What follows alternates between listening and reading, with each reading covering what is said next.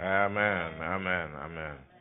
Alors, puisque nous sommes debout, je vous prie de rester quelques minutes encore debout, parce que nous passons au moment de la parole de Dieu. Après ce temps de réjouissance dans la présence du Seigneur, je vous invite à ce qu'on se mette au travail. Une invitation dès le premier jour de l'an. Amen. Une invitation dès le premier jour de l'an, parce que la moisson est grande. Nous lisons deux textes. Le premier dans Philippiens, du chapitre 3. À partir du verset 12, il est dit « Ce n'est pas que j'ai déjà remporté le prix ou que j'ai déjà atteint la perfection, mais je cours. Je suis en action, je cours pour tâcher de le saisir, puisque moi aussi j'ai été saisi par Jésus-Christ. Frère, je ne pense pas l'avoir saisi, mais je fais une chose, oubliant ce qui est en arrière et me portant vers ce qui est en avant. Je cours vers le but pour remporter le prix de la vocation céleste de Dieu en Jésus-Christ. Le deuxième texte, c'est dans l'Évangile selon Matthieu, au chapitre 9. Lire 2-3 versets. À partir du verset 36, il parle de Jésus. Donc, voyant la foule, il fut ému de compassion pour elle, parce qu'elle était languissante et abattue, comme des brebis qui n'ont point de berger. Alors il dit à ses disciples, la moisson est grande, mais il y a peu d'ouvriers. Il y a quelque chose qui ne va pas là. La moisson est grande, mais il y a très peu d'ouvriers. Priez donc le maître de la moisson d'envoyer des ouvriers dans sa moisson. Amen. Je vais vous asseoir. Merci Seigneur de bénir ta parole, qu'elle fasse du bien à notre âme et que nous puissions vraiment marcher selon ce que ta parole nous dit et nous invite à faire. Merci Seigneur. Alors, c'est ça. Le jour du 1er janvier ici est un jour vraiment spécial. Il est pas seulement spécial parce que c'est le premier jour de l'an, mais aussi parce que c'est le premier dimanche de l'année. Comme je disais au début, ça ne tombe pas toujours comme ça. Je ne sais pas après combien d'années ça va encore arriver. Mais c'est le tout premier culte de l'année 2023. Alors vous comprenez que, en tout cas pour moi, dans mon entendement à moi, il ne pouvait pas ne pas y avoir de réunion ce matin. Je ne comprends pas, en tout cas. On ne pouvait pas ne pas avoir de réunion ce matin, même si on sait que plusieurs peut-être vont être absents parce que invités au loin, dans les familles, etc. Même si on sait que parmi nous, il y a d'autres qui sont empêchés pour raison de santé ou d'autres raisons, mais on devait se retrouver pour marquer ce moment. Et on l'a bien fait ce matin, je vous félicite et je remercie le Seigneur qui vous a mis à cœur. Alors, d'un côté, la journée est spéciale parce que, oui, c'est l'occasion de tourner la page de 2022. On la tourne en reconnaissant toutes les bénédictions qu'on a reçues. On vient de le faire avec la prière de traversée, nous venons de les déclarer. Nous avons reconnu tous les bienfaits de Dieu en 2022. Mais je voudrais relever des choses que je n'ai pas mises, qui n'étaient pas dans la prière, des faits concrets sur lesquels je voudrais mettre un accent.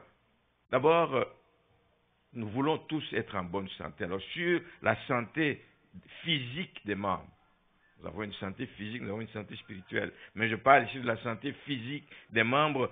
Nous avons vu la main de Dieu sur la vie de plusieurs dans cette église. Nous avons connu une situation avec notre bien-aimé Jacques qui n'est pas là ce matin, pas parce qu'il est grabataire, pas parce qu'il est malade, mourant, non, c'est parce qu'il a fait un peu de grippe, il ne voulait pas prendre de risques pour contaminer les autres. Mais nous avons vu sa main quand il a eu ce problème au niveau de la tête, qu'on a dû intervenir. Nous avons vu la main de Dieu. Ça vaut la peine donc de le reconnaître. Nous avons vu la main de Dieu dans cette grosse opération qu'a subie notre sœur Micheline. Même si tout n'est pas fini aujourd'hui, pas encore en tout cas, mais nous savons que Dieu est intervenu. C'était une longue opération à risque, mais Dieu l'a gardé. Nous avons vu la main de Dieu dans la vie d'Enoch, ce jeune homme qui s'est précipité dans les escaliers, le visage complètement défiguré, qui perdait connaissance, mais le Seigneur a agi. Aujourd'hui, il est en vie. Au sein des familles, et je regrette ce matin que Sébastien ne soit pas là. Quand j'ai parlé avec lui hier soir, ça, il va me rendre des comptes. Au sein des familles, nous avons été bénis par l'arrivée de sa femme. Cette église a prié pendant près de 3 ans pour que cette femme rejoigne son mari, pour qu'elle obtienne les papiers pour que, elle puisse rejoindre son mari. Et après 3 ans d'attente, elle a pu rejoindre son mari Sébastien. Elle est venue avec son enfant. Je voudrais aussi souligner quelque chose. C'est que dans l'église ici, nous avons vu plusieurs familles et plusieurs personnes se joindre à nous durant cette année 2022. Nous avons vu plusieurs personnes se joindre à nous.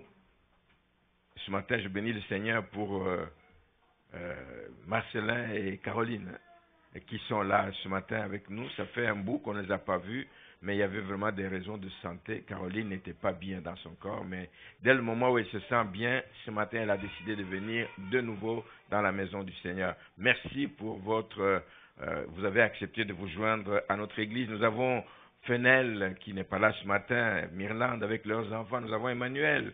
Bien fait d'être là ce matin avec Nadège et toute la famille, avec la maman. Nous avons la sœur à Nadège, Christina, qui est là ce matin. Merci de vous joindre à nous. Nous avons Mario et Liliane. Nous avons Jean-Luc Boldu qui se joint à nous. Mais nous avons Vanessa, même si c'est comme un comeback. Elle était déjà avec nous plusieurs années avant, mais partie à Montréal. Mais de nouveau, comme elle est revenue à l'Assomption, je rends grâce à Dieu pour toutes ces familles.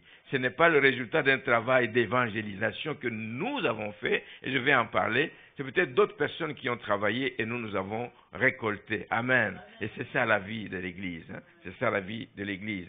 Donc, nous avons Nicole qui s'est jointe à nous, Nicole Akak, qui s'est jointe à nous cette année, et peut-être d'autres personnes que je n'ai pas mentionnées ici. Je rends grâce à Dieu. Je rends grâce à Dieu pour la dernière venue de Arnaud, la dernière bénédiction, le dernier membre que nous avons, Arnaud, dans la famille de Cédric et Marianne. Quoi dire d'autre que des bénédictions que nous avons vues durant la main. Donc c'est une joie de voir autant de jeunes enfants. Chaque fois que je regarde les enfants se mettre ici en rang pour aller à l'école de dimanche, je rends grâce à Dieu pour autant de jeunes enfants. Et ça me rappelle toujours, et je le rappelle toujours à l'Église, que si nous faisons bien notre travail, il y a une moisson qui dort là-dedans. Amen.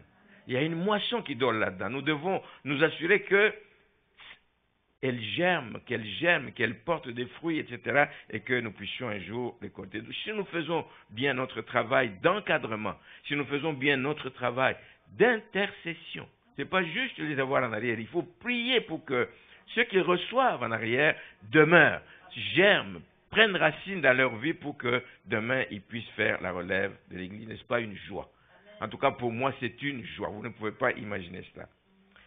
Je voudrais signaler aussi qu'il y a eu par-ci, par-là des améliorations dans la vie professionnelle des uns et des autres, soit c'est de nouveaux postes que les gens ont eus, soit c'est de nouvelles opportunités qui se sont ouvertes dans la vie des gens. Je rends grâce à Dieu. C'est une réponse à toutes les prières que nous faisons donc, devant son trône de grâce. Maintenant, après avoir souligné ces quelques bénédictions, je voudrais dire que c'est le temps de changer de cap. Comme Paul dit, oubliant ce qui est en arrière. Ce qui a été fait, mais il y a encore plus à faire qui nous attend au-devant de nous. Oui, l'année 2022, nous l'avons dit, il y a eu des zones d'ombre. Il y a eu des moments de pleurs pour certains, il y a eu des moments de douleur pour d'autres personnes, etc. Mais il ne faut pas en rester là. Il ne faut pas en rester là, il y a une décision à prendre pour entrer de plein pied avec une décision en 2023. Donc c'est le temps de regarder en avant. C'est le temps de regarder vers ce qui est en avant, vers ce que le Seigneur a préparé pour nous, vers les bénédictions dans lesquelles il veut qu'on entre, vers les œuvres dans lesquelles il veut qu'on entre, vers tout ce qu'il veut que nous fassions pour l'année qui vient. Et nous devons regarder vers l'avant, parce que c'est ça qui nous donne de l'espérance, comme disait Jérémie dans ses lamentations. Il dit, voici ce que je veux repasser dans mon cœur, ce qui me donnera de l'espérance. Il y a de l'espérance de savoir que Dieu nous réserve de bonnes choses, de belles surprises durant l'année 2023. Il y a de l'espérance. C'est de savoir que les bontés de l'Éternel ne sont pas épuisées. Amen. Il en a en abondance. Et ses compassions ne sont pas à leur terme. Lui, il a un cœur de compassion. Ses compassions ne sont pas à leur terme, mais se renouvellent chaque matin, que ta fidélité est grande.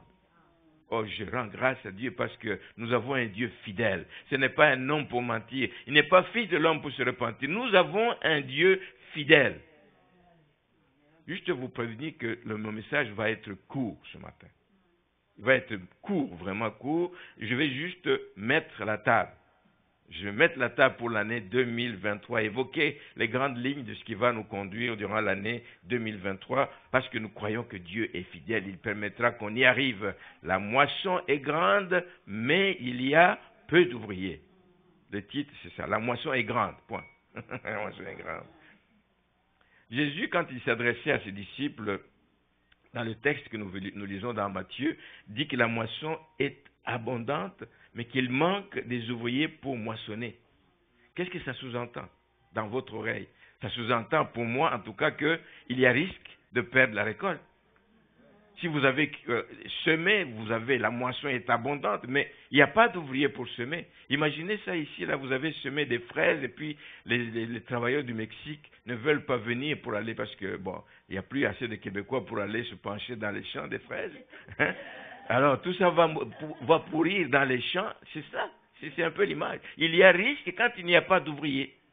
Il y a risque quand il n'y a pas d'ouvriers. C'est pour ça que je vous invite, frères et sœurs, à comprendre ce que le Seigneur attend de nous. Ce constat a aussi été fait par un prédicateur itinérant. Le constat de qu'il y a peu d'ouvriers. C'est un Américain du nom de Vance Havner. Il est mort en 86. Il a dit ceci, que la tragédie de notre époque, parce qu'il y a une véritable tragédie de notre époque, c'est que la situation est désespérée. Quand on regarde avec les yeux humains, la situation est désespérée. Mais ça a l'air que les chrétiens sont les seuls à ne pas le voir, à ne pas voir que la situation est désespérée pour qu'ils fassent quelque chose pour renverser la vapeur. La situation est désespérée, mais les chrétiens ne le voient pas. Alors puissions-nous nous disposer, bien-aimés, pour être ces ouvriers qui allons faire la différence dans ce monde plein de problèmes. Il est donc question ce matin de moisson d'âme. La moisson n'est pas seulement que d'âme, mais ce matin, je m'attarde sur la moisson d'âme parce qu'il y en a beaucoup qui continuent à errer loin des voies du Seigneur et qu'il nous faut, d'une manière ou d'une autre, aller chercher et les amener à Christ. Amen. Alors, il y a quelques années, nous venons d'une église à Montréal, au cours je crois que c'est d'un nouvel an, je ne me rappelle plus, etc. Un défi nous avait été lancé. Nous avait été lancé que chaque membre s'engage, prenne le défi, se donne comme défi d'amener au moins une âme. Allez, pas au moins, d'amener une âme au Seigneur. Alors vous imaginez au nombre qu'on est dans cette église, si chacun, durant l'année 2023, prie, demande la direction de Dieu, qui te dirige vers une personne qui est dans le besoin. Et il y en a beaucoup qui sont dans le besoin. Pas le besoin d'argent, pas le besoin d'emploi, mais le besoin de rencontrer un sauveur. Un sauveur qui va faire la différence dans sa vie. Le défi, je vous le lance. Je nous le lance ce matin, que nous puissions penser à prier le Seigneur, qui nous dirige vers une âme qui est dans le besoin et que nous puissions l'amener à la connaissance de la vérité. Alors, il ne suffit pas d'amener une âme au Seigneur durant l'année, mais nous devons aussi nous préoccuper de ce qu'elle soit bien nourrie. Comme un enfant qui vient de naître. Je vois, il y a un biberon qui vient de vider, mais il faut nourrir l'enfant. Si on veut que l'enfant grandisse, la même chose, une âme qui vient au Seigneur doit être nourrie pour grandir, doit être nourrie. Il faut qu'il y ait des ouvriers qui se disposent à ça pour s'en assurer. Donc c'est question de moisson et il faut qu'on se préoccupe de nourrir toutes ces âmes, qu'on les encadre, qu'on leur enseigne les voies du Seigneur.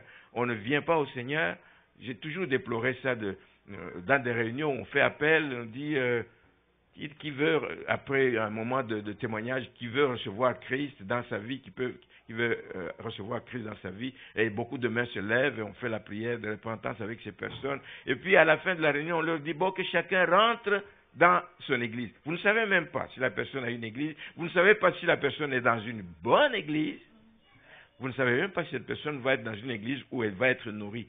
Si elle n'est pas nourrie, elle va mourir dans sa jeunesse. Elle va mourir, elle va abandonner les voies du Seigneur. Donc nous devons nous préoccuper que ces âmes soient bien nourries, encadrées, affermies dans le Seigneur.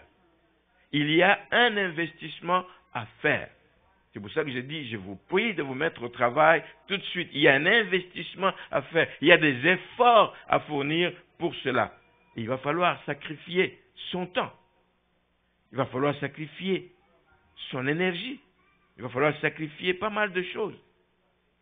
Mais si on veut seulement s'accrocher à ce qu'on aime, moi j'aime seulement ça, des plaisirs, le confort, etc., mais rien ne se fera. Il n'est pas facile de s'engager de tout son cœur si on s'attache encore à ce genre de choses.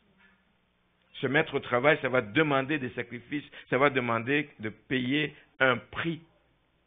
Si nous voulons une récolte abondante, il y a des conditions à respecter. Je voudrais vous en énumérer quelques-unes et qui vont constituer différents domaines que nous allons aborder pendant l'année 2023 dans nos messages. Donc, il faut d'abord, comme Jésus disait dans ce texte de Matthieu, voyant la foule, il faut d'abord s'intéresser à la souffrance qui sévit dans le monde. S'intéresser à la souffrance qui sévit dans le monde. C'est quand on s'intéresse à la souffrance, c'est quand on en prend conscience que l'on peut agir.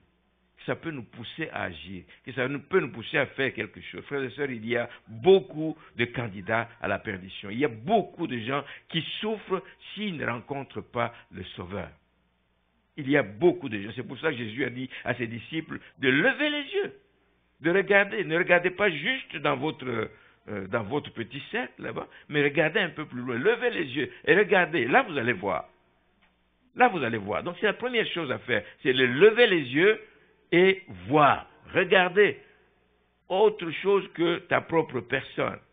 Parce qu'il y a des multitudes qui nous entourent, qui sont comme des brebis sans berger, qui sont donc en danger, qui sont exposés aux loups, qui risquent d'être dévorés par les loups ravageurs. Le même appel nous est adressé. Commençons à regarder autour de nous. Déjà dans nos propres familles. Je suis sûr que tel que nous sommes ici, dans nos familles, il y a encore des personnes qui ne connaissent pas le Seigneur. Regardons et que cela nous pèse, que cela soit comme un fardeau. C'est lorsque ça devient comme un fardeau que nous allons décider de faire quelque chose. Mais si nous continuons à dire, j'ai déjà essayé, ça ne marche pas, il faut que ça devienne un fardeau. Ça va nous pousser à agir. Pas pour tordre les bras des gens, mais ça va nous pousser à prier. Et à prier sans cesse pour que ces gens viennent à connaître le Seigneur. Regardons dans nos familles, intéressons-nous à nos collègues de travail, pour ceux qui travaillent encore dans notre quartier, je le dis toujours. Ce sera une bonne prise de conscience. Rien qu'en regardant, déjà tu prends conscience de ce qui se passe autour de toi. Ça va être le premier pas à faire. Levez les yeux et regardez. Levez les yeux et regardez. On a souvent tendance à regarder très loin de nous. Souvent à la télévision, on regarde, on voit loin la Chine, on voit là-bas très loin les pays d'Asie, les enfants qui souffrent avec la morve et tout. On voit ces images et c'est ça qui nous pousse à agir. On est prêt à toucher dans son portefeuille, mais les gens n'ont pas que des besoins matériels. Il y a des besoins spirituels qui sont primordiaux dans la vie des gens. Auxquels nous devons penser. Oui, pensons aux aspects matériels, c'est une manifestation de l'amour envers les gens, parce que l'amour peut gagner une personne à Christ. L'amour peut gagner une personne à Christ. Quand vous faites des gestes envers une personne, elle est sensible envers toi. Il y a un pasteur qui a vécu cela. Il dit que il voulait se lancer dans la moisson aussi, et donc aller chercher toutes ces âmes. Il y avait quelqu'un, un voisin, qui l'a exhorté pendant des mois, des années. La personne ne bougeait pas, la personne ne voulait rien savoir. Et puis un jour, il a su que la personne était en panne d'auto quelque part, etc. Et il ne savait pas comment faire. Il n'a même pas attendu qu'on vienne l'appeler. Il est allé lui-même apporter le secours à la personne. Et puis en amenant la personne, il a amené l'auto au garage et l'auto n'a pas été réparée, n'a pas pu être réparée, donc la personne s'est retrouvée sans auto, il devait aller au travail. Figurez-vous que le pasteur, ça, c'est courageux de le faire. Il a dit, moi je ne travaille pas, mais je m'engage. Le matin, il est devant la porte du monsieur, à l'heure d'aller au travail, il dit, mais je viens vous amener au travail. Il dit, mais non, je vous amène au travail. À la fin de la journée de travail, il est au travail, il attend pour amener la personne à la maison. Il l'a fait pendant une couple de jours. Le fruit était mûr, le fruit est tombé à un moment donné. Et c'est cette personne qui est venue demander, il dit, tu as quelque chose que je désire avoir. Tu as quelque chose que je n'ai pas et que j'aimerais avoir en toi. Et il a donné sa vie au Seigneur. Parce qu'il lui a manifesté des gestes d'amour. L'attention que l'on porte vers les gens est capitale. Et je vous encourage à lever les yeux, à regarder, mais à ne pas vous arrêter là, à agir. Merci Seigneur. Donc c'est quand on prend conscience de la condition pitoyable des gens, sur le plan spirituel je parle ici, des gens qui sont sans espérance, qu'on peut avoir la compassion pour eux. Et c'est là ça devient un fardeau, je viens de le dire. Donc la vérité est que ces hommes et ces femmes qui sont esclaves du péché sont nombreux et ont besoin d'être délivrés. Délivrés du péché, délivrés de la drogue, délivrés de tous les maux qui les rongent. Et c'est quand on réalise l'ampleur du travail, vous vous rendez compte qu'il est impossible de rester indifférent. Je vous appelle à voir la passion des âmes. Quand la passion des âmes nous tient, quand la passion des âmes nous habite, quand la passion des âmes nous dirige, nous allons pouvoir nous engager en réalisant évidemment qu'il y a une joie qui en résulte. Ce pasteur avait la joie de voir qu'il a tout essayé pendant des années, mais comme il a persévéré, ayant la passion de l'âme de cette personne, il a eu la joie de voir que cet homme a un jour donné sa vie au Seigneur. Et il y a la joie. À l'époque de l'église primitive, quand Paul, Barnabas faisaient leur voyage missionnaire dans le livre des Actes au chapitre 15, vous savez, la joie ce n'est pas seulement au ciel, parce que la Bible nous dit qu'il y a la joie lorsque un seul pécheur se convertit. Mais la joie, ce n'est pas seulement au ciel. La joie, c'est aussi sur la terre. Dans le livre des Actes, chapitre 15, on nous dit qu'après avoir été accompagnés par l'Église, c'est-à-dire, on parle de Paul et de Barnabas, ils étaient à Antioche, ils quittent Antioche. Après avoir été accompagnés par l'Église, ils poursuivirent leur route, 15 verset 3, ils poursuivirent leur route à travers la Phénicie et la Samarie, racontant la conversion des païens. Ils étaient tellement dans la joie qu'ils racontaient partout où ils passaient. Waouh, on a vu la main de Dieu. Les gens se convertissent en masse. Et le fait d'entendre, juste le fait d'entendre ça, tous ceux qui les accompagnaient disaient, ça a causé une grande joie à tous les frères. Donc, la joie c'est au ciel, mais la joie c'est sur la terre quand les gens se convertissent. Deuxième point important, un domaine que nous allons beaucoup aborder, c'est que oui, ce qu'on va faire auprès de ces gens, c'est aller semer la parole de Dieu dans leur cœur. Semer la parole de Dieu. Ce n'est pas juste des actes de gentillesse, c'est la parole de Dieu. Même quand je dis que la personne a donné sa vie au Seigneur, mais le pasteur a dû lui parler de Jésus, a dû parler de ce que Jésus a accompli dans sa vie pour qu'il soit devenu ce qu'il est. Il a dû lui parler de Jésus-Christ. Donc c'est semer la parole de Dieu abondamment. Le fait est que les ouvriers pour semer abondamment sont rares. Il faut des ouvriers. Et dans cette église, je voudrais que nous soyons des ouvriers qui soient donc engagés dans ce sens-là. Je sais combien le travail d'évangélisation est difficile. Je sais qu'aussi qu'il est négligé. Il n'est pas que difficile, mais il est aussi négligé. Ou alors il n'est pas effectué de façon soutenue par les églises. Je vous invite durant l'année 2023, Que chacun trouve le moyen, bien aimé, de s'engager sur ce champ-là en semant la parole de Dieu. J'aimerais ajouter ceci, et je l'ai dit au début, s'il est vrai que logiquement, on ne peut pas s'attendre à moissonner quand on n'a pas semé. On ne peut pas rester dans la maison là-bas en disant, bon, écoute, je vais aller dans la moisson. Mais quelle moisson? Je vais aller dans quelle moisson? Il faut avoir semé quelque part si tu espères moissonner. Mais Jésus dit ceci dans Jean 4, verset 38, « Je vous ai envoyé moissonner ce que vous n'avez pas travaillé. » Je vous ai envoyé moissonner ce que vous n'avez pas travaillé. D'autres ont travaillé, d'autres ont semé, et vous, vous êtes entrés dans leur travail. C'est ce que je disais en parlant de l'Église. Tous ceux qui viennent nous rejoindre, tous ceux qui viennent renforcer les rangs de cette Église, ce n'est pas nécessairement des gens que nous sommes allés chercher, que nous avons conduits au Seigneur, c'est quelqu'un d'autre qui a travaillé, c'est quelqu'un d'autre qui a parlé de Jésus-Christ. Et eux, quand ils arrivent à l'Assomption, ils cherchent, y a-t-il une Église dans les environs? Je veux m'associer, je veux me joindre à cette Église. C'est ce qui Jésus dit ici. Donc, il va arriver que je m'engage dans le champ pour aller semer, pour aller parler du Seigneur auprès des gens, mais ça peut aussi être que je parle à quelqu'un juste pour récolter ce que quelqu'un d'autre a semé sans avoir jamais vu le résultat. Vous arrivez juste au moment où le fruit est mûr. Et si le fruit est mûr, c'est parce qu'il y a une semence qui a été semée dans le cœur de cette personne, qui a pris du temps avant de germer, mais qui a fini par germer. Et vous arrivez ce jour-là, vous voulez lui parler du Seigneur, vous sentez que ça coule comme de l'eau, les portes sont déjà ouvertes, le cœur est déjà préparé. Nous allons parfois trouver des situations comme ça, mais ce n'est pas ça que nous devons attendre. Ah, je veux seulement que tu m'envoies vers des personnes qui sont prêtes. Il faut semer la parole dans le cœur des gens. Donc, c'est important de s'engager dans le champ du Seigneur, quelle que soit donc la façon dont cela se passe. Le verset 36 de Jean 4 nous dit « Celui qui moissonne reçoit un salaire et amasse des fruits pour la vie éternelle, afin que celui qui sème et celui qui moissonne se réjouissent ensemble. » C'est un travail en commun, c'est un travail d'équipe que nous faisons et que le Seigneur donc nous permette de voir les résultats de tout cela. Donc, c'est ça que j'ai dit.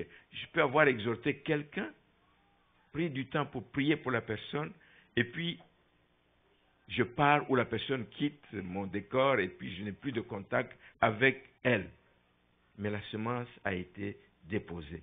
Un jour, elle va germer. Quelqu'un d'autre viendra au moment favorable et va conduire la personne au Seigneur parce que le fruit est déjà mûr. Le troisième point, et ça va être l'avant-dernier, il faut savoir, quand on parle de récolte, quand on parle de moisson, il faut savoir qu'il y a un dévoreur.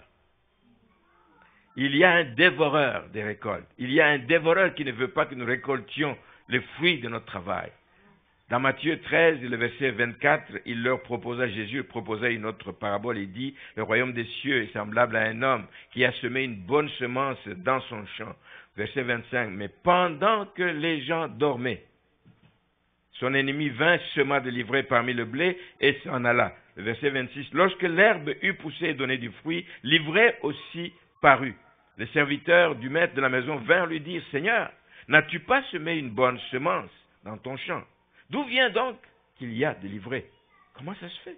Tu as semé la bonne semence, mais d'où vient qu'il y a de l'ivraie? Et il leur répondit, c'est un ennemi qui a fait cela. Nous avons un ennemi, je l'appelle le dévoreur. Et si nous savons qu'il y a un ennemi, qu'est-ce que nous devons faire? Nous devons veiller. Nous devons veiller. Veiller parce que l'ennemi peut venir semer de l'ivraie au milieu du blé. Veiller, c'est également important parce que l'ennemi peut venir ravager la moisson. Vous connaissez l'histoire d'Israël à un moment donné, lorsque les Madians venaient ravager tout ce qu'ils avaient travaillé. Et ça a duré pendant 7 ans. 7 ans. Vous cultivez des champs pendant 7 ans et au moment de la récolte, les Madians viennent, ils ravagent tout le fruit de votre travail. Nous devons veiller. Nous semons, mais nous devons aussi veiller. Veiller, ça ne veut pas dire passer tout son temps à côté de ceux qu'on exhorte. Parce que je peux exhorter quelqu'un dans l'avion. Je suis dans l'avion, je passe 6 heures de vol et je lui parle du Seigneur et je sens que la personne, je lui donne des références bibliques, je lui donne, et puis je ne reverrai plus peut-être la personne. Parfois, c'est impossible de revoir la personne parce qu'on la croise occasionnellement. Mais on a semé pareil. Comment est-ce qu'on peut veiller? On peut veiller aussi sur cette âme en priant pour elle, en priant pour cette personne, pour que le Seigneur garde cette personne sur la bonne voie, que cette personne ne dévie pas, ne sorte pas de la voie du Seigneur à cause d'un faux évangile, à cause du fait qu'elle tombe dans une secte. Mais veiller, bien-aimé, c'est aussi assurer le suivi. Assurer le suivi. Les parents veillent sur la croissance de leur enfant, ils assurent le suivi. Est-ce qu'il grandit normalement? Est-ce que les dents poussent? Est-ce qu'il marche? Est-ce que vous n'avez pas mis au monde et puis vous laissez l'enfant comme dans la nature et puis il va se débrouiller pour... Non, vous veillez et vous assurez du suivi. Nous, c'est quoi? Nous, veiller, c'est référer la personne à une bonne église, si on en connaît une. Référer à une bonne église pour que la personne gagnée croisse spirituellement. Un bébé qui naît doit grandir. Et il faut être nourri. Et il faut appartenir à une église. Pas aujourd'hui des églises maison, non, bien aimé. Oui, les cellules maison, oui, mais appartenant à une église. Ayez une église à laquelle vous appartenez. Amen. C'est cette tendance aujourd'hui qui dit non, on n'a plus besoin d'église. Non, non. L'église est capitale. Amen. L'église est importante. Donc, référer la personne à une église pour qu'elle croisse spirituellement. Sinon, elle risque tôt ou tard, elle risque de rentrer dans le monde. Si elle n'est pas bien nourrie, elle risque de rentrer dans le monde et vous aurez fait un travail inutile en vain. Je ne souhaite à personne. Le dernier point, c'est que tout ce qui précède, tout ce que je dis là-bas, qu'il faut lever les yeux, tout ce que je dis qu'il faut prendre conscience de l'état dans lequel les gens se trouvent, tout ce que je dis qu'il faut semer la parole abondamment, tout ce que je dis qu'il faut veiller pour que l'ennemi ne vienne pas ravager, qu'il ne vienne pas semer l'ivraie, tout ça n'est possible qu'avec l'assistance du Saint-Esprit. L'ouvrier a besoin du Saint-Esprit. Jésus a dit dans le livre des Actes, au chapitre 1, verset 8, « Mais vous recevrez une puissance, le Saint-Esprit survenant sur vous, et vous serez mes témoins. » À Jérusalem, dans toute la Judée, dans la Samarie, et jusqu'aux extrémités de la terre. Les ouvriers, ce sont des témoins de Christ. Nous témoignons de ce qu'il est, nous témoignons de ce qu'il a fait, nous témoignons de la manière dont il conduit nos vies, nous témoignons. Nous sommes des témoins de Christ et nous avons besoin du Saint-Esprit pour être des véritables témoins, des témoins efficaces, des témoins qui ont un impact. Nous avons besoin du Saint-Esprit et nous savons ce qui est arrivé. Vous avez vu les disciples de Jésus-Christ après, ce qui est arrivé après l'effusion du Saint-Esprit. Il y a eu une explosion dans l'Église. Parce qu'ils ne marchaient pas par leur force, Jésus était parti, n'était plus avec eux, mais il marchait avec la puissance du Saint-Esprit. Quand il est survenu sur eux, ils ont complètement changé. C'était des gens peureux, c'était des gens qui n'osaient pas affronter les gens. Les disciples étaient peureux, mais à un moment donné, avec le Saint-Esprit, plus rien ne pouvait les arrêter. Même les menaces de prison. Le livre des Actes, chapitre 4, dit: nous ne pouvons pas, ils ont dit ça. Vous nous menacez de nous jeter en prison, pas grave. Mais nous ne pouvons pas ne pas dire ce que nous avons vu et ce que nous avons entendu. C'est tellement fort en nous que nous ne pouvons pas, rien ne peut nous empêcher. Voici le travail que le Saint-Esprit va faire en nous. Si nous marchons avec le Saint-Esprit, il va nous ouvrir les portes, il va nous conseiller, nous dire, c'est le temps d'aller voir telle personne. C'est le temps. Priez et demandez que le Saint-Esprit vous éclaire. Et nous allons voir la différence. C'est des gens qui étaient peureux au départ, mais qui n'avaient plus peur de rien. C'est des gens qui, ceux qui les voyaient, ils étaient étonnés de voir avec quelle assurance ils parlaient, avec même quelle éloquence ils parlaient. Il dit, ce n'est plus eux. Le Saint-Esprit les a rendus capables de grandes choses. Des peureux qu'ils étaient, ils sont devenus fougueux, très courageux pour affronter même tout ce qui s'opposait à eux. Et au point qu'on a dit d'eux, voici les gens qui ont bouleversé le monde, sont venus jusqu'à nous. C'est comme un danger qui vient vers vous. C'est ça le travail que le Saint-Esprit fait. Donne le goût de servir le Seigneur et de le faire avec beaucoup de détermination. Nous pouvons aussi bouleverser notre monde aujourd'hui si nous sommes remplis par le Saint-Esprit. Voilà ce que le Saint-Esprit donc peut faire. dans la vie de ses enfants quand on est rempli de sa puissance. Voici les ingrédients dont nous avons besoin pour que la moisson soit véritablement abondante dans l'Église et autour de nous, pour que beaucoup sortent des voies de l'enfer et viennent à la connaissance de la vérité. J'arrête donc ici en rappelant juste les grands axes que nous allons développer dans nos messages, de regarder, ouvrir les yeux, lever les yeux, s'intéresser à ce qui se passe autour de nous, compatir en prenant conscience de l'ampleur des dégâts que l'ennemi a fait, en prenant conscience de l'ampleur des souffrances et ne pas rester indifférent. Ne pas rester indifférent. Agir en semant la bonne semence. Une année d'action aussi, en semant la bonne semence dans le cœur des gens. Veillez parce que nous avons un ennemi qui ne veut pas qu'on ait une bonne récolte. Et puis, comptez sur le Saint-Esprit. Marchez avec le Saint-Esprit, sans quoi on est limité dans ce que nous voulons faire. Frères et sœurs, que le Seigneur nous permette, en ce début d'année, de quitter cette indifférence qui caractérisait souvent les enfants de Dieu pour que nous puissions récolter en abondance. Frères et sœurs, avoir une vision de la récolte abondante, c'est une chose. Mais juste avoir la vision, ça ne mène à rien. Nous avons la vision que la moisson va être abondante en 2023. Mais ça ne mène à rien, à moins que cette vision ne soit accompagnée d'action. Il faut de l'action. Tout comme Paul, dans le texte que nous avons lu au début de la réunion, tout comme Paul, dans le Philippiens 3, nous ne pouvons pas remporter le prix. Nous ne pouvons pas avoir de résultats. Nous ne pouvons pas atteindre le but juste en levant les yeux, juste en voyant le mal qu'il y a autour de nous. Non. Mais il nous faut nous mettre en action. Il faut que nous puissions faire des pas de foi en avant et nous en sommes capables avec l'assistance du Saint-Esprit. Amen. Voici donc le message pour débuter l'année. Des ouvriers, on en a besoin. Engageons-nous et que Dieu soit glorifié. Nous prions le Seigneur. Terminons.